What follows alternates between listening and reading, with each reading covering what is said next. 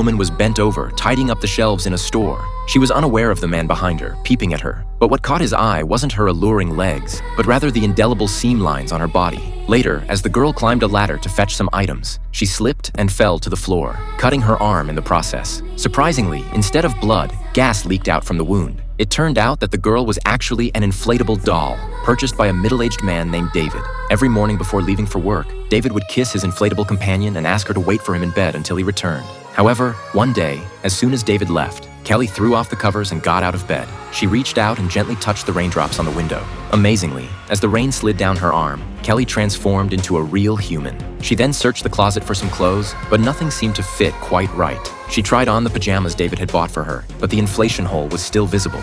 Left with no choice, Kelly put on a maid's outfit and leisurely made her way to the street. After some time, Kelly passed by a video store and was instantly captivated by what she saw inside. She noticed a job posting in the store and lied, claiming she was there for an interview. The manager, noticing Kelly's doll-like appearance, hired her on the spot. While working, Kelly suddenly realized that the seams on women's stockings resembled her own scars. She rushed to the restroom and discovered that her entire body was covered in similar stitching marks. To avoid anyone finding out she was a doll, Kelly visited a makeup store and concealed all the seams on her body. As closing time approached, Kelly hurried back home and laid in bed before David returned. Later that night, while David was fast asleep, she snuck into the bathroom and took a hot shower. From that day on, Kelly went to work at the store every day, thoroughly enjoying her new life. However, one day a coworker invited Kelly out for a meal. Kelly, not wanting to be rude, reluctantly agreed. But being a doll, eating food would cause her to explode. So she quickly tossed the food on the floor and pretended to eat. Although Kelly managed to fool her colleague this time, she knew that as a doll, her secret would eventually be exposed. Then one day, while Kelly was cleaning,